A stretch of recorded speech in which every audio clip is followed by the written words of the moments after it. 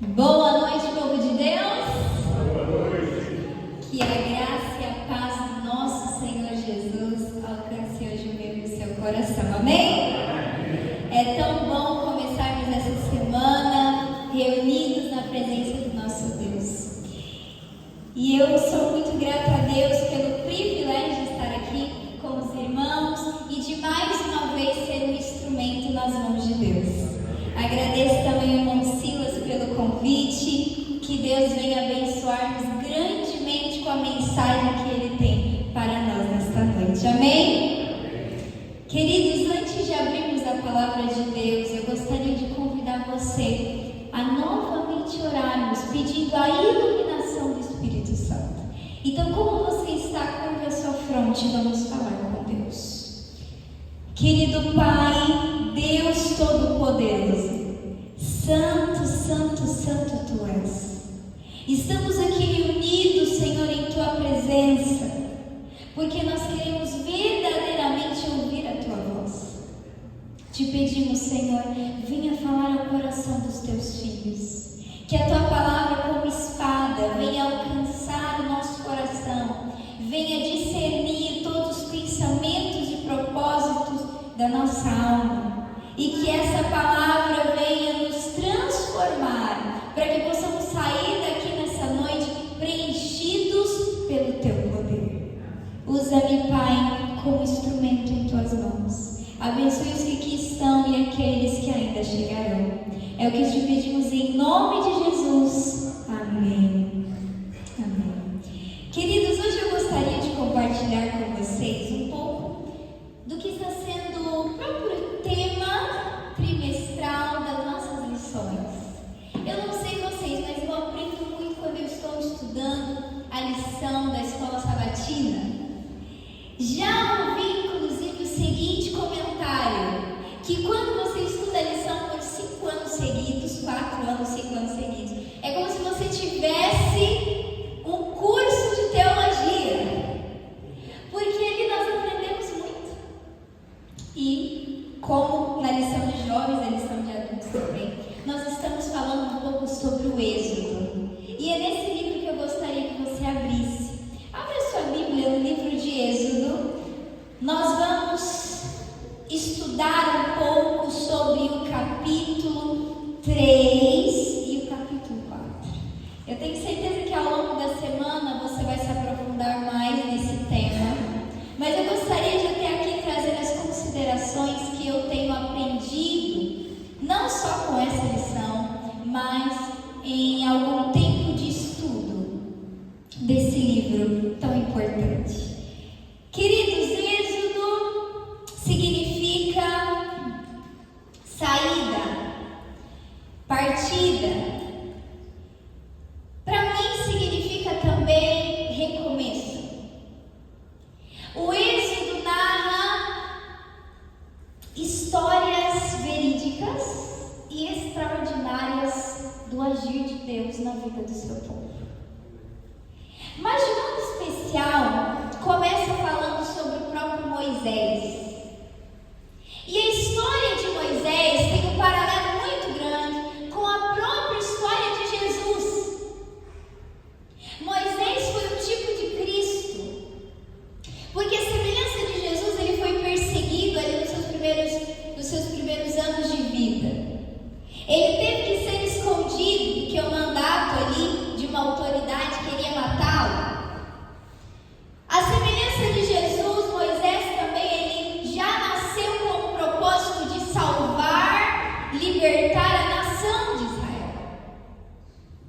E é interessante percebermos que a própria presença de Deus na vida dele é notada desde o primeiro momento em que ele nasce. O nascimento de Moisés tinha um propósito. Fato é que o inimigo sabia disso e ele queria acabar matando Moisés. Ele sabia que Deus tinha um propósito para aquela vida. E é interessante a gente pensar que, assim como Jesus veio para nos libertar, Moisés também tinha esse chamado.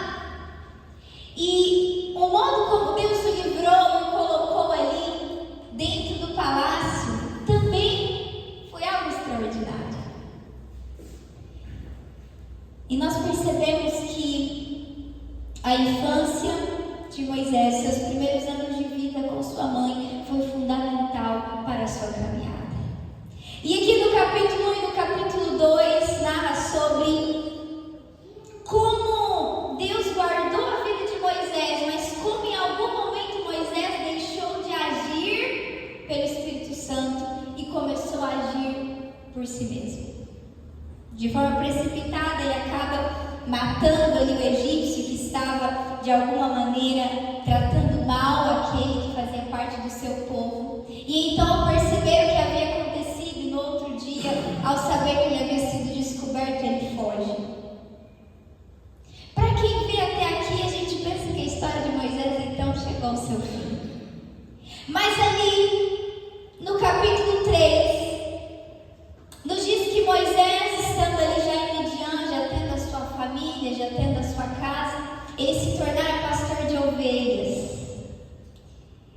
E aqui no capítulo 3, a partir do verso 1, nós lemos o seguinte: apacentava Moisés o rebanho de Jetro, seu sogro, sacerdote midiano, e levando o rebanho para o lado ocidental do deserto, chegou ao monte de Deus, a Horebe. Apareceu-lhe o anjo do Senhor numa chama de fogo, no meio de uma sarça. Moisés olhou, e eis que a sarça ardia no fogo, e a sarça não se consumia. Verso 3. Então disse consigo mesmo: irei para lá e verei essa grande maravilha, porque a sarça não se queima. Verso 4. Vendo o Senhor que ele se voltava para ver, Deus, no meio da sarça, o chamou e disse: Moisés, Moisés. E ele respondeu: eis-me aqui. Vamos dar uma pausa aqui para percebermos o seguinte detalhe que está nas entrelinhas. Era só mais um dia na vida de Moisés. Aquele sonho que queimava em seu coração de libertar o povo de Israel da opressão e do jugo do Egito já não mais queimava em seu coração. Estando ali no auge dos seus 80 anos de idade, depois de 40 anos vivendo naquele lugar, Moisés já não esperava mais pelo agir de Deus. E é interessante a gente pensar que aquele rapaz lá atrás se sentia muito confiante. Ele sabia que Deus o havia chamado, então ele se sentiu naquele momento como tendo a obrigação de proteger aquele homem que estava sendo tratado com descaso. Ele não espera a ordem de Deus, ele tenta fazer por si mesmo. E ele vê que dá errado, então as suas esperanças vão embora.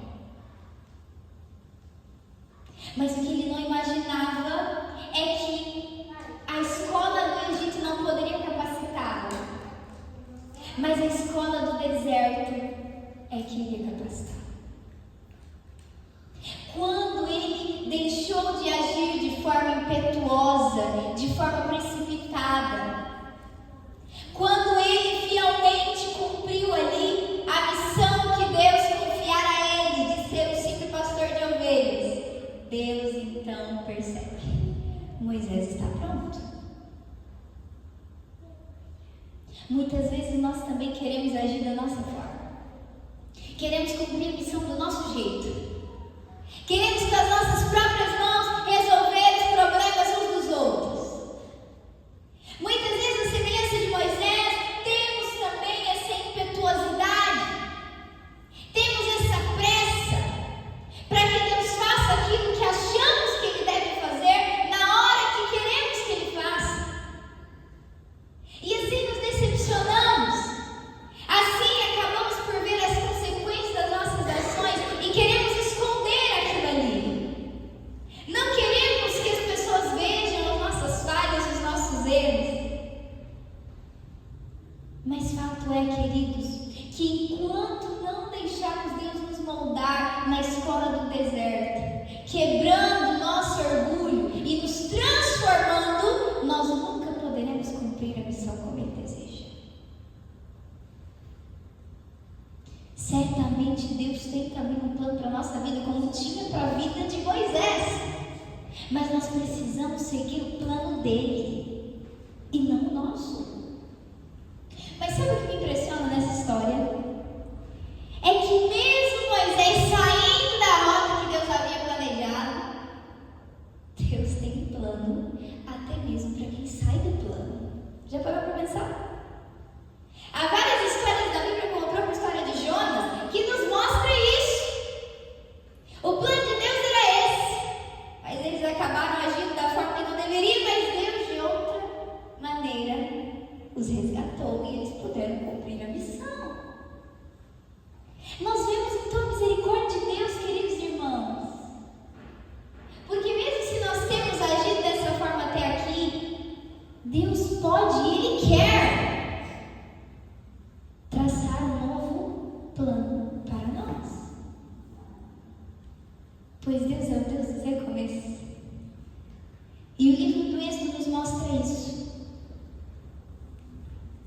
Então, para que nós possamos ter esse encontro com Deus, o anjo do Senhor, que é o próprio Deus, como Moisés teve, precisamos de duas coisas. Primeiramente, sermos fiéis no ordinário da vida. O que Deus te deu para fazer, você precisa fazer da melhor forma. Aonde você trabalha, ali é o campo missionário. Aonde você mora, ali também é uma oportunidade para você testemunhar. Aonde você estuda, você está ali primeiramente para revelar ao mundo, para revelar aos homens a sua fé, quem é o seu Deus. Muitas vezes nós queremos que Deus nos confie grandes obras, nós queremos estar lá no topo, nós queremos ser vistos, mas é no ordinário da vida que nós honramos a Deus. É ali que nós demonstramos de fato a nossa fidelidade. É longe dos aplausos, é longe dos holofotes. É ali, no comum da nossa rotina, que Deus quer que testemunhemos. E foi bem ali, como pastor de ovelhas, que Deus preparou esse homem para ser pastor de milhares de ovelhas. Será que nós estamos dispostos a permitir que Deus nos prepare? Será que nós estamos dispostos a abrir mão dos nossos planos para que se cumpra em nossa vida os planos dele?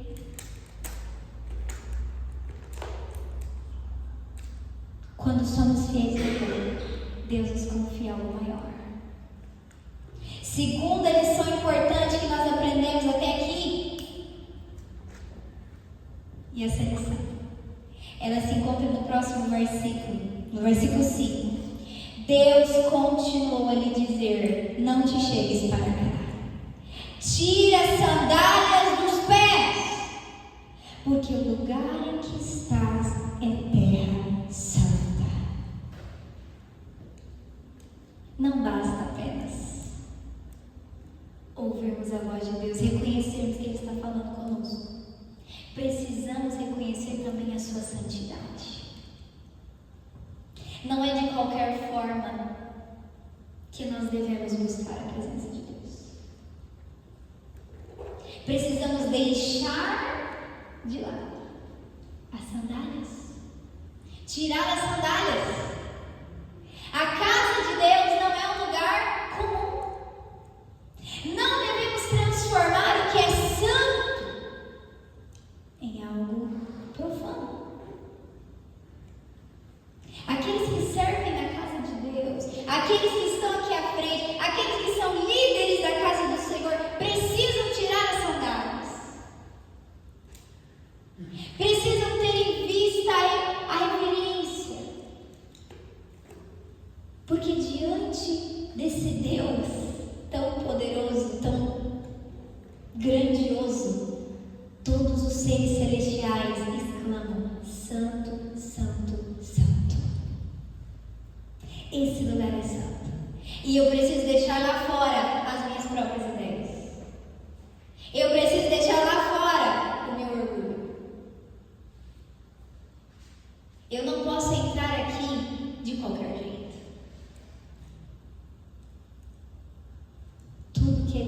nós fazemos aqui, até mesmo fora daqui, porque a nossa vida é uma vida de adoração, precisa ser tendo em vista a santidade de Deus.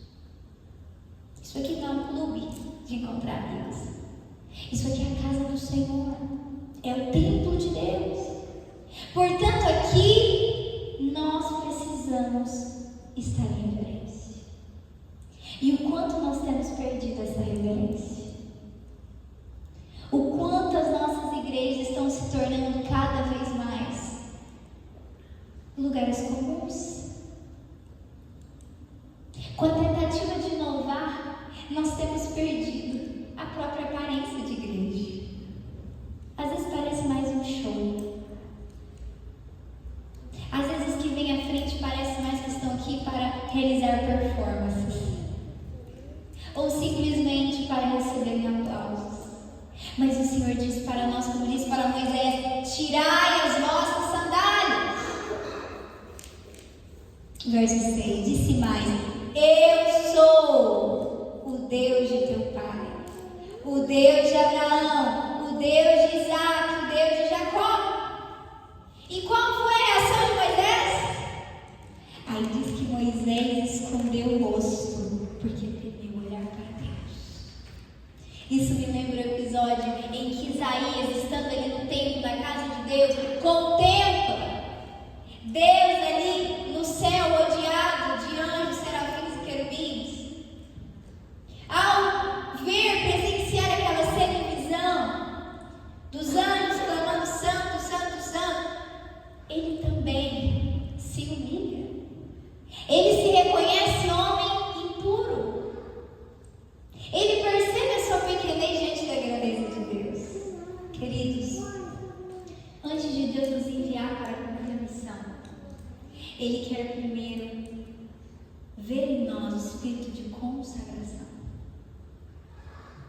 Porque eu não posso falar do grande eu sou se eu não conheço quem Ele é.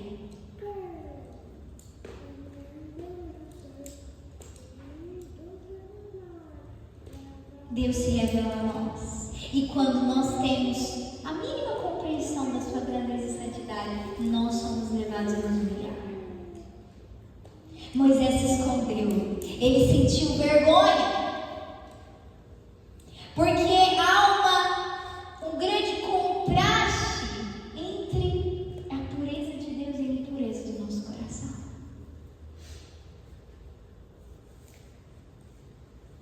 Foi a partir desse encontro que a vida de Moisés mudou. E assim como a história do mundo é dividida em antes e depois de Cristo, a nossa história também é dividida em antes e depois de Cristo. Não podemos ser os mesmos depois do encontro com Deus. E Deus se encontra com a gente nos dias ordinários. É nos dias ordinários que nós podemos presenciar o extraordinário de Deus.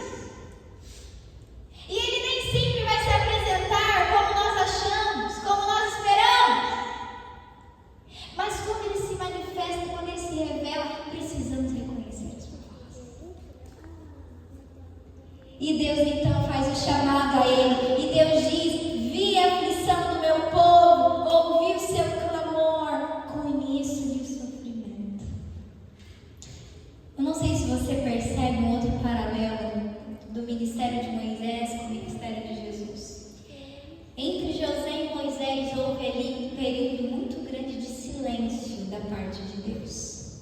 Assim como o período neotestamentário em que houve também o silêncio dos profetas até surgir João Batista. Esse aparente silêncio de Deus para o povo de Israel era como se eles se sentissem abandonados.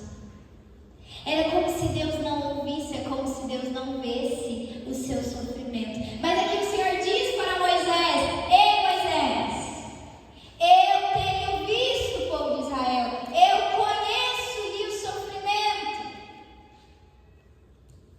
O clamor dos filhos de Israel chegou até mim, diz o verso 9. Veja a opressão que os egípcios estão oprimindo. Então ele faz o chamado. No verso 10, venha agora e eu te enviarei a Faraó, para que tires o meu povo, os filhos de Israel, daqui.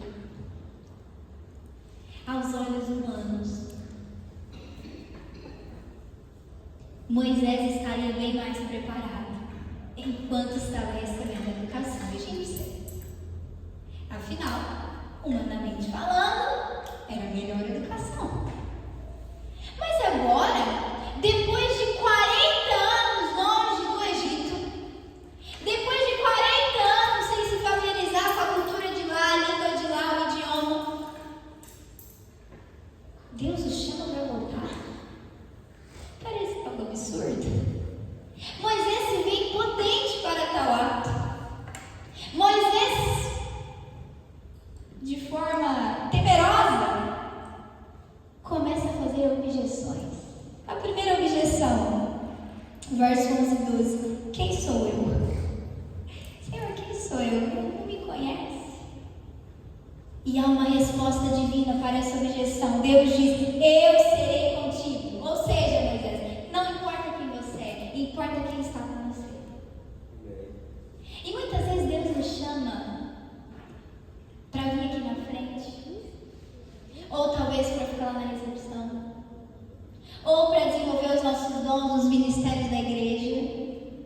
E a gente pensa assim: Senhor, mas eu não consigo. Quem sou eu? As pessoas não me conhecem, eu não sei falar direito, eu não tenho uma boa dicção, eu não sei cantar, eu sou desafinar. Não, eu também não consigo, não dá. E diante das nossas objeções, o Senhor diz: eu serei contigo. E é quando nós aprendemos a depender desse Deus, é que então nós somos capacitados. Mas então Moisés faz outra objeção. Qual é o seu nome? Olha aqui, Deus, eu sei que o Senhor é o Deus lá dos nossos antepassados, mas o Egito não conhece o Senhor. Faraó não sabe quem é o Senhor. Quem é o Senhor mesmo? E aí Deus diz, Deus se revela no verso 13. Ele pergunta no verso 14, disse Deus a Moisés: eu sou o que sou. Sabe o que isso significa? Que Deus não tem princípio, não tem meio, não tem fim. Ele é eterno. Ele simplesmente é. E não tem como, com argumentos humanos, explicarmos quem Deus é. Quando Moisés pede para que ele então dissesse seu nome, ele diz: eu sou. É o próprio Jesus que está falando com ele. Aquele que é um com o Pai desde a eternidade. Moisés, diga para ele que eu sou. Eu sou o que sou. Esse é o meu nome eternamente, diz o verso 15. E assim serei lembrado de geração em geração. Mas então Moisés continua: e se não crerem em mim? E aí Deus concede para ele 3 sinais: o bordão, a lepra e o sangue. Ou seja, a gente vê aqui um homem que ao longo do tempo se tornou medroso. Porque antes parece que ele tinha coragem até demais. Mas agora ele estava comendo. E ele então diz uma outra objeção: eu nunca fui eloquente. Eu não sei falar, como está aí no capítulo 4, verso 10. Ah, Senhor, eu nunca fui eloquente, nem outrora, nem depois que falaste ao teu servo. Sou pesado de língua, pesado de boca. E há algumas sugestões de que pode ser isso, talvez porque ele já não tivesse mais a familiaridade com o idioma daquele lugar, ou talvez porque ele fosse gago, ou talvez não tivesse uma boa dicção. Pode ser várias coisas, mas fato é que Deus diz, do verso 10 ao verso 12: eu te ensinarei. Sabe o que isso nos lembra? Que Deus, ele não escolhe de fato os capacitados, ou melhor, aqueles que se acham capacitados, mas ele capacita aqueles que se deixam ser escolhidos. Você entendeu? Não olhe para você quando Deus te chama, olhe para Ele, pois quando Ele nos chama para fazer a sua obra, Ele vai conceder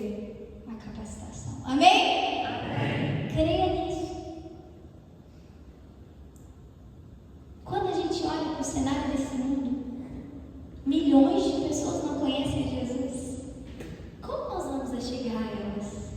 Como nós vamos ir a todas as partes do mundo para que Jesus se torne conhecido? É necessário trilhões de reais para que a mensagem chegue a essas pessoas? E é aí que percebemos que na incapacidade humana se manifesta o grande eu sou. Porque a necessidade do homem é uma oportunidade para Deus. Deus mesmo podia aparecer ali de forma velada a Faraó. Ele não precisava usar Moisés, ele não precisava usar Arão, mas no plano da salvação ele deseja nos usar. E não é porque ele precisa, mas é porque nós precisamos. Nós precisamos. Quando estamos cumprindo a missão, quando estamos salvando vidas, Deus está nos salvando de nós mesmos. Amém. Moisés, então por último, diz: Senhor, envia outro. E quantas vezes nós também respondemos dessa forma ao chamado de Deus? Senhor, eu não quero me comprometer com a igreja. É tão confortável só vir aqui ficar sentado ou assistir de casa. Nós não queremos que Deus nos envie. É interessante que no início Moisés até diz: vem aqui. Mas depois ele demonstra já não estar mais tão disposto. Cumprir o chamado, queridos, não custa caro. Simplesmente custa tudo. Custa a sua zona de conforto. Custa o seu tempo. Custa toda a sua vida. E é por isso que muitos se esquivam da missão. Eu não quero entregar o meu dinheiro para a obra. Eu não quero dedicar o meu tempo para a igreja. Eu não quero servir o meu irmão. E assim queremos continuar confortáveis em algo que até é bom, mas não é urgente. Moisés estava bem ali, ele estava finalmente estabilizado. Um homem de 80 anos, o que ele faria no Egito de novo? Mas é para lá que Deus o enviou. Queridos, nesse momento, Moisés não estava totalmente capacitado. Mas é quando dizemos sim, é quando aceitamos o chamado, é nesse processo de cumprir o nosso chamado que Deus vai nos capacitando.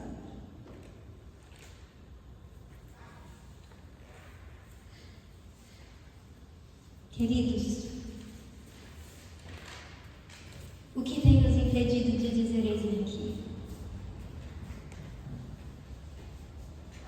O que tem nos impedido de confiar que aquele que nos chamou pode nos sustentar? Quando eu olho para a vida de Moisés, eu percebo o poder de Deus. Aquele homem que ora era impetuoso, agressivo, se torna um homem mais manso da terra. E isso não foi da noite para o dia. Deus teve de quebrá-lo durante todos os dias da sua vida. Nós não nascemos pacientes, não nascemos amorosos, não nascemos prontos.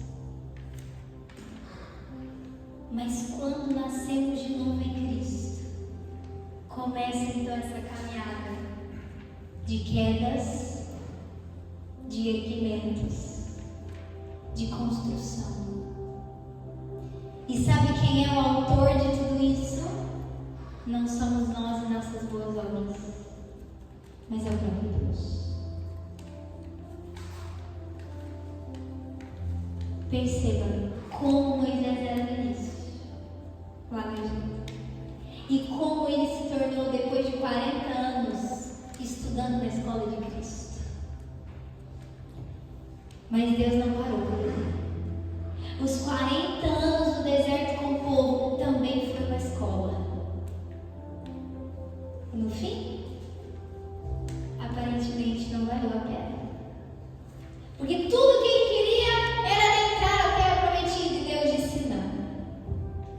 que ele caiu ali no momento de impaciência.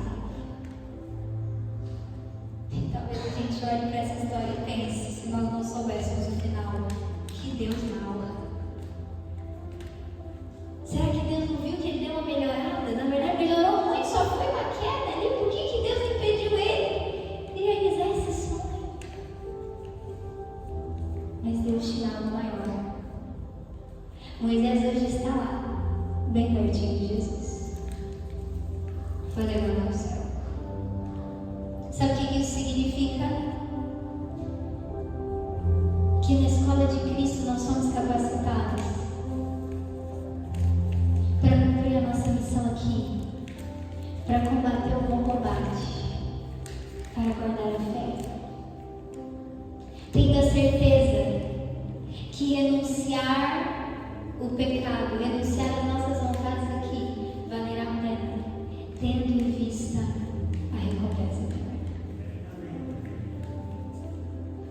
Deus hoje quer ter um encontro com você. A sarça pode ser os pés da sua cama, de joelhos ali, tirando as suas sandálias, permitindo que Ele tire de você todo orgulho e presunção e medo. É que Ele vai te capacitar para se levantar dali, você ser instrumento de salvação. Querido irmão, querida irmã, hoje você pode dizer: eis-me aqui. Hoje você pode aceitar a disciplina do Pai que ama, ou você pode continuar confortável em seus pecados. O apelo do Senhor para nós é que conheçamos o grande Eu Sou e o revelemos em nossa vida àqueles que ainda estão no Egito. Sabe, queridos irmãos, as pessoas lá fora, elas estão esperando ouvir de Jesus. Elas estão esperando ver Jesus. E será que se elas batessem lá na porta da sua casa e perguntassem: aqui mora Jesus? O que você responderia? Seus colegas de trabalho, seus colegas da faculdade, os irmãos aqui da igreja, têm conhecido mais de Deus por meio da sua vida? Meu desejo, queridos, para nós é que a cada dia Ele cresça e o nosso eu diminua. Que Ele seja visto e que nós nos escondamos em Sua presença. Vamos ficar de pé nesse momento e vamos concluir com uma oração. Querido Pai, nós te agradecemos porque o Senhor nos capacita para cumprirmos aqui nessa terra a nossa missão. E o nosso maior desejo é um dia ver o Senhor face a face. O grande Eu Sou, aquele que era, que é e que para sempre há de ser, muito em breve há de nos abraçar. E nós veremos ali no céu o próprio Moisés. Esse homem que foi fiel ao Senhor, esse homem que cumpriu grandiosamente o chamado que o Senhor deu a ele, confiando no teu poder. Ali veremos outros patriarcas, profetas, heróis da fé. Mas nós queremos, Pai, acima de tudo, ver cada um de nós ali também. E o Senhor Jesus nos prepare para esse encontro com o Senhor. Nos ajude a confiar em teu poder e dizermos, Pai: eis-me aqui. Envia-nos a nós, Pai. Nós queremos ir aonde o Senhor mandar, confiantes que aquele que nos chama é aquele também que nos capacita. Leva-nos em paz e segurança para os nossos lares, Senhor.